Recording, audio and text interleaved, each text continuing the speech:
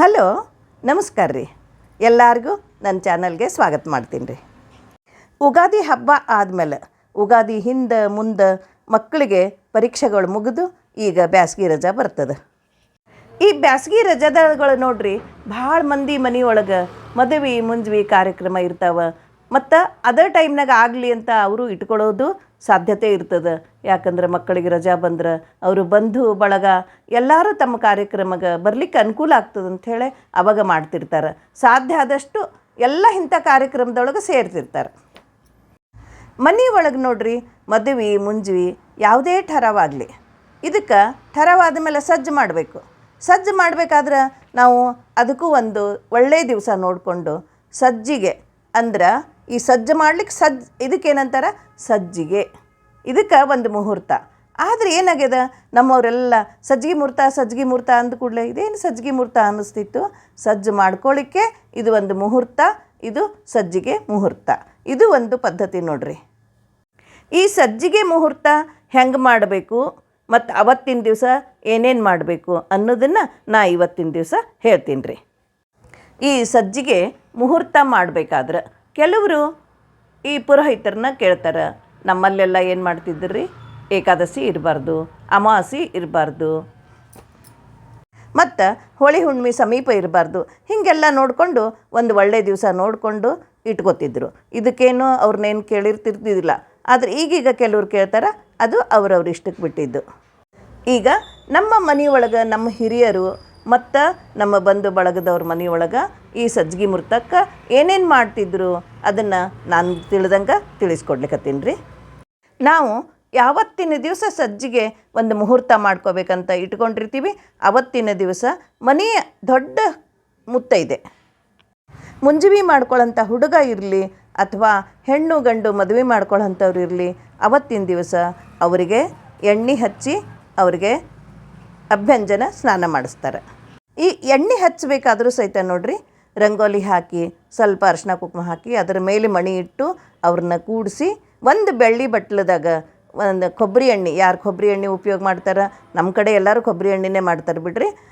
ಅದರೊಳಗೆ ಕೊಬ್ಬರಿ ಎಣ್ಣೆ ಹಾಕ್ಕೊಂಡು ಸ್ವಲ್ಪ ಅದಕ್ಕೆ ಅರಿಶಿನ ಕುಂಕುಮ ಅಂದ್ರೆ ಇದು ಒಂದು ಶುಭ ಮುಹೂರ್ತ ಅನ್ನೋ ಸಲುವಾಗಿ ಅದನ್ನೇನು ಜಾಸ್ತಿ ಹಾಕಂಗಿಲ್ಲ, ಸ್ವಲ್ಪ ಬಟ್ಟಿನಿಂದ ಸ್ವಲ್ಪ ಹಚ್ಚಿರ್ತಾರೆ. ಅದನ್ನು ಹಾಕಿ ಸ್ವಲ್ಪ ಎಣ್ಣೆ ಬೆಚ್ಚಗೆ ಮಾಡ್ತಾರೆ.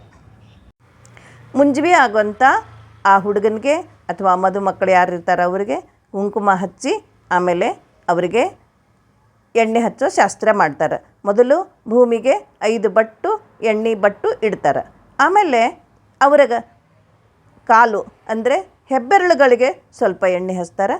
ಆಮೇಲೆ 5 ಬೆರಳಿನಿಂದ ಎಣ್ಣೆ ತಗೊಂಡು ನೆತ್ತಿಗೆ ಹಾಕಿ ಚೆನ್ನಾಗಿ ನೆತ್ತಿಗೆ ಎಣ್ಣೆ ಹಾಕ್ತಾರೆ. ಈ ಎಣ್ಣೆ ಎಲ್ಲ ಹಚ್ಚಿದ್ದಾದಮೇಲೆ ಕೈ, ಕಾಲು, ಬೆನ್ನು, ಎದೆ ಎಲ್ಲ ಕಡೆಗೂ ಎಣ್ಣೆ ಹಚ್ಚಬೇಕು.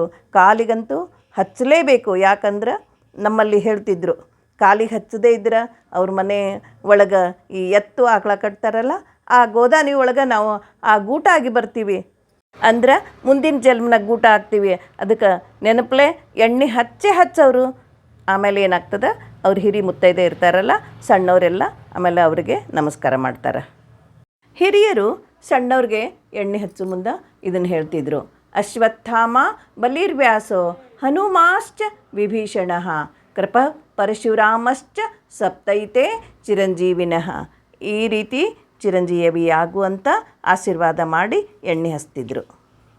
ಎಣ್ಣೆ ಹಚ್ಚಬೇಕಾದ್ರೂ ಎಷ್ಟೊಂದು ಸಂಪ್ರದಾಯ ಇರ್ತದೆ. ಹಿರಿಯರಿಂದ ನಾವು ಕಲಿಬೇಕಾದಂತೂ ಭಾಳದ. ಚಿರಂಜೀವಿ ಆಗಲಿ ಅಂಥೇಳಿ ದೊಡ್ಡವರು ಮಕ್ಕಳಿಗೆ ಆಶೀರ್ವಾದ ಮಾಡಿ ಎಣ್ಣೆ ಹಚ್ಚೋ ಮುಂದೆ ಸಹಿತ ಈ ರೀತಿ ಅವರು ಎಣ್ಣೆ ಹಚ್ತಿರ್ತಾರೆ.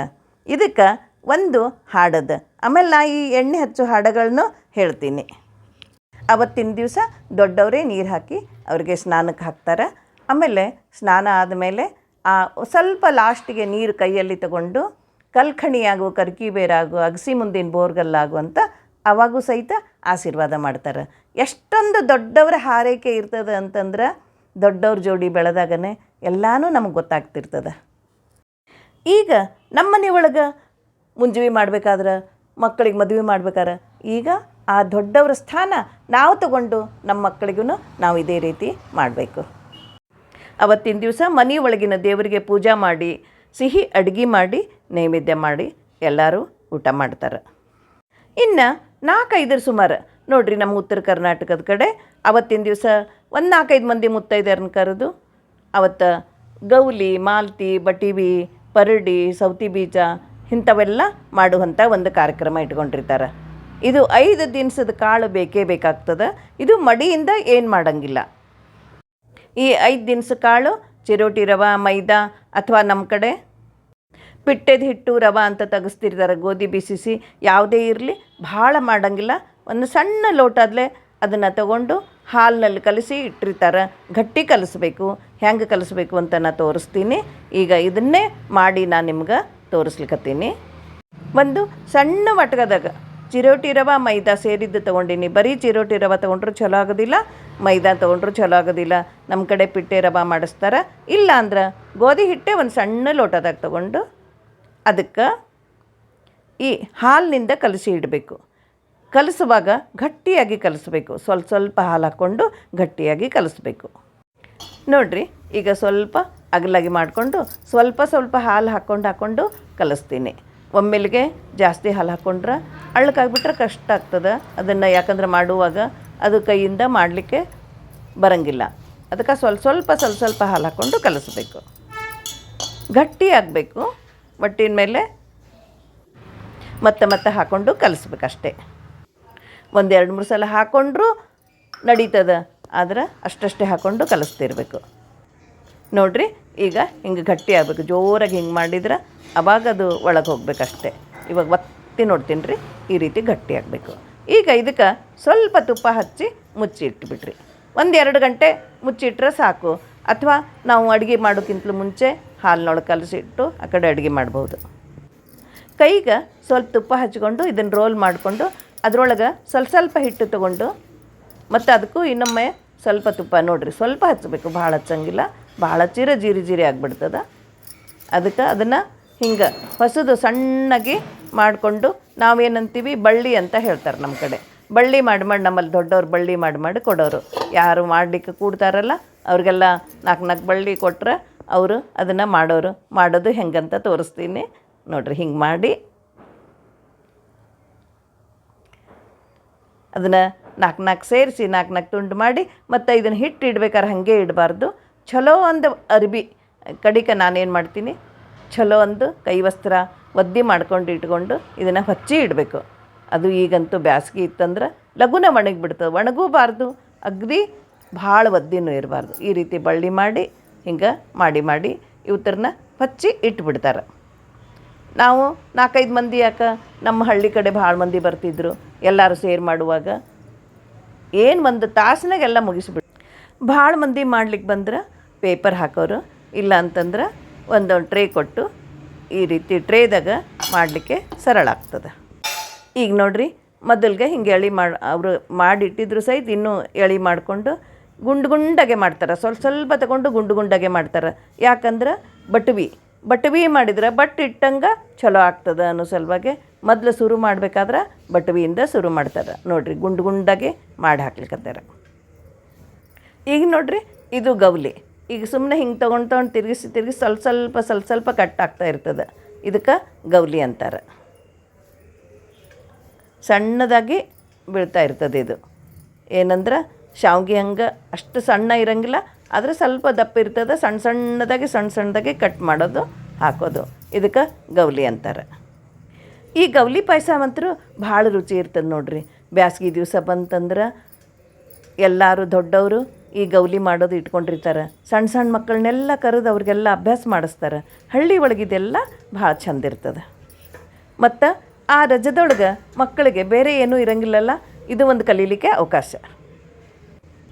ಈಗ ನೋಡಿರಿ, ಮಾಲ್ತಿ ಮಾಡೋದು ಹೆಂಗೆ ಮಾಡೋದು ನೋಡೋಣ.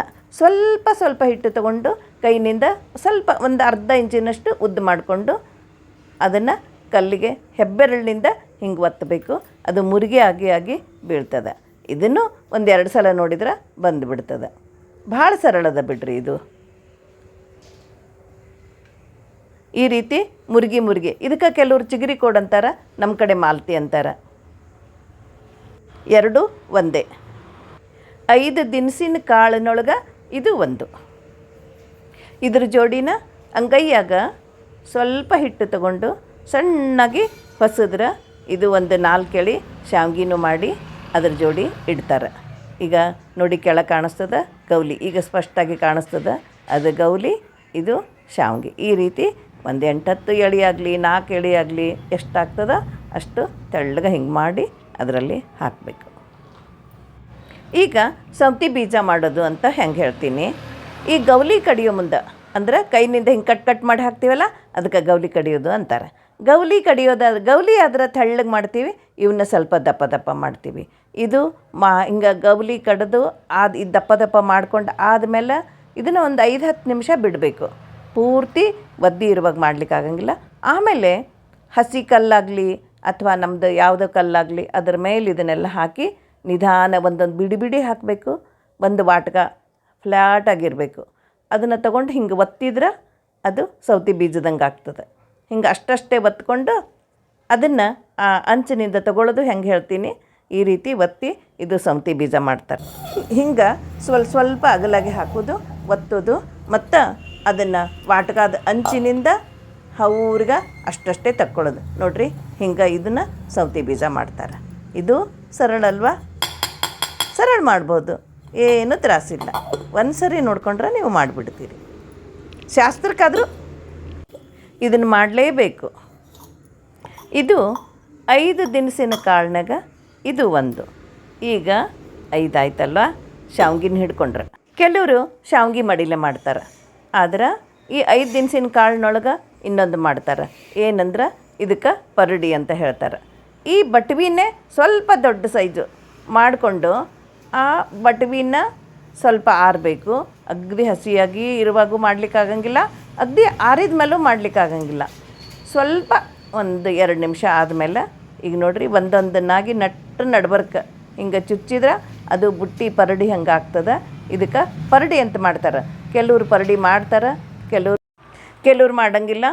ಯಾಕಂತಂದ್ರೆ ಶಾವ್ಗಿ ಮಡಿಲೆ ಇತ್ತಂದ್ರೆ 5 ದಿನಸಿನ ಕಾಳಿನಾಗ ಇದು ಒಂದು ಮಾಡ್ತಾರೆ.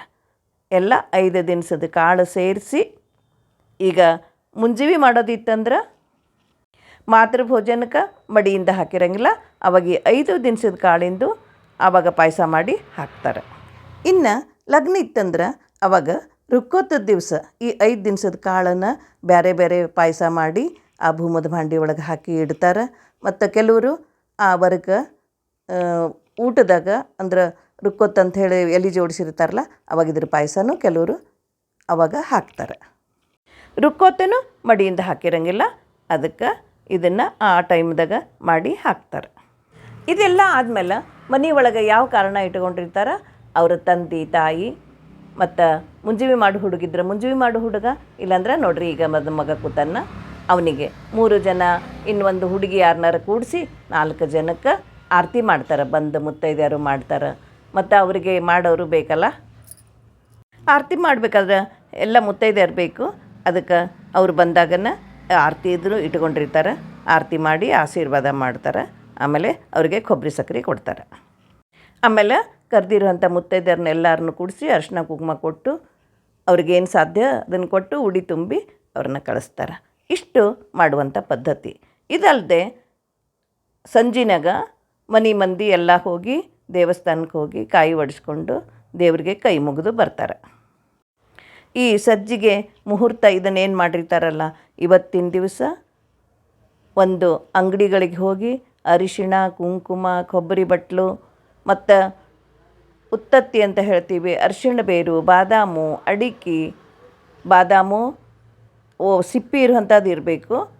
ಇದನ್ನು ಬೀಜ ತಂದ್ರೆ ಭಾಳ ದಿವಸ ಇರೋಂಗಿಲ್ಲ. ಅದಕ್ಕೆ ಅದನ್ನ ಒಂದು 4-5 ಮಾತ್ರ ತಗೊಂಡು ಸಿಪ್ಪಿ ಇರೋದಂಥ ಸಿಕ್ಕರೆ ತಂದು ಇದನ್ನು ಶಾಸ್ತ್ರ ಮಾಡ್ತಾರೆ. ಕೆಲವರು ದೇವ್ರ ವಸ್ತ್ರ ತರ್ತಾರೆ. ನಮ್ಮ ಕಡೆ ಅರ್ಬಿ ಖರೀದಿ ಮಾಡೋ ಟೈಮ್ನಾಗ ದೇವ್ರ ವಸ್ತ್ರ ತರ್ತಾರೆ. ಸ್ವಲ್ಪ ವ್ಯತ್ಯಾಸ ಇರ್ತದೆ. ಈ ಸಜ್ಜಿಗೆ ಮುಹೂರ್ತ ಮಾಡಿದ ಮೇಲೆ ಆಮೇಲೆ ಏನಾದರೂ ಖರೀದಿ ಮಾಡಲಿಕ್ಕೆ ಅನುಕೂಲ ಆಗ್ತದೆ ಅಂತ ಈ ಸಜ್ಜಿಗೆ ಒಂದು ಮುಹೂರ್ತ ಮಾಡಿ ಇಟ್ಕೊಂಡು ಬಿಡ್ತಾರೆ. ಕೆಲವರು ಈ ಮುಹೂರ್ತದ ಮೊದಲೇ ಪೇಂಟ್ ಹಚ್ಚೋರು ಹಚ್ತಾರೆ, ಕೆಲವರು ಈ ಮುಹೂರ್ತ ಆದಮೇಲೆ ಪೇಂಟ್ ಹಚ್ತಾರೆ. ಒಬ್ಬೊಬ್ರದ್ದು ಒಂದೊಂದು ವ್ಯತ್ಯಾಸ ಇರ್ತದೆ. ಅದು ಅವ್ರವ್ರಿಗೆ ತಿಳಿದಂಗೆ ಆಗಲಿ. ಹಿಂದಿನವರು ಈ ರೀತಿ ಸರಳವಾಗಿ ಈ ಸಜ್ಜಿಗೆ ಮುಹೂರ್ತ ಮಾಡ್ತಿದ್ರು. ಮನೆಯೊಳಗೆ ದೇವ್ರ ಪೂಜೆ ಮಾಡುವಾಗ ಗಣಪತಿ ಇರ್ತಾನೆ, ಆವಾಗ ಅವನಿಗೆ ಪೂಜೆ ಆಗಿರ್ತದೆ. ಇವತ್ತಿನ ದಿವಸ ಬ್ಯಾರೆ ಗಣಪತಿ ಪೂಜೆ ಮಾಡಿದ್ರೆ ಅದನ್ನು ಮದುವೆ ಆಗಿ ಹಂದ್ರ ಇಳಿಸೋ ದಿವ್ಸದ ತನಕ ಜೋಪಾನ ಮಾಡಿಡೋದು ಕಠಿಣ ಆಗ್ತದೆ. ಅದಕ್ಕೆ ಮನೆ ಒಳಗಿನ ದೇವರ ಒಳಗೆ ಗಣಪತಿ ಪೂಜೆ ಆಗಿದ್ರೆ ಸಾಕು. ಇದನ್ನು ಬ್ಯಾರೆ ಅಂತ ಮಾಡಿದ್ರೆ ಭಾಳ ಕಾಯ್ಕೊಂಡಿಡೋದು ಭಾಳ ಕಠಿಣ ಆಗ್ತದೆ. ಹಿಂದಿನವರು ಈ ರೀತಿ ಮಾಡ್ತಿದ್ದಿಲ್ಲ. ಈಗ ಅವರಿಗೆ ಹೆಂಗೆ ತಿಳಿತದೆ, ಅವ್ರಿಗೆ ಹೆಂಗೆ ಬೇಕೋ ಹಂಗೆ ಮಾಡ್ಬೋದು, ಮಾಡಬಾರ್ದು ಅಂತ ಅಲ್ಲ, ಅದನ್ನು ಅಷ್ಟೇ ಜೋಪಾನವಾಗಿ ಇಟ್ಕೋಬೇಕು. ಇದು ಈ ರೀತಿ ಇಷ್ಟು ಪದ್ಧತಿ ಈ ಸಜ್ಜಿಗೆ ಮುಹೂರ್ತ ಮಾಡುವ ಒಂದು ವಿಧಾನ ಇದೆ. ಇದನ್ನು ನಮ್ಮ ಹಿರಿಯರು ಹೆಂಗೆ ಮಾಡ್ತಿದ್ರೋ ನಾ ಹಂಗೆ ನಿಮಗೆ ತಿಳಿಸ್ಕೊಡ್ತೀನಿ. ಇದು ಖುಷಿ ದಿವಸ. ಇನ್ಮೇಲೆ ಮದುವೆ ಮುಂಜುವೆ ಅಂದಾಗ ಖುಷಿಯಿಂದ ಮಾಡೋದಂಥದ್ದು ಇರ್ತದೆ. ಇದು ಆದಮೇಲೆ ನಿಮಗೆ ಯಾವಾಗ ಟೈಮ್ ಸಿಗ್ತದೆ, ಯಾವಾಗ ಏನು ತರಬೇಕು ಅನ್ನಿಸ್ತದೆ ಎಲ್ಲ ನೀವು ತಂದು ವ್ಯವಸ್ಥೆ ಮಾಡ್ಕೋಬೋದು. ಸರ್ವಂ ಭಾರತೀ ರಮಣ ಮುಖ್ಯ ಪ್ರಾಣಾಂತರ್ಗತ ಶ್ರೀಕೃಷ್ಣಾರ್ಪಣಮಸ್ತು.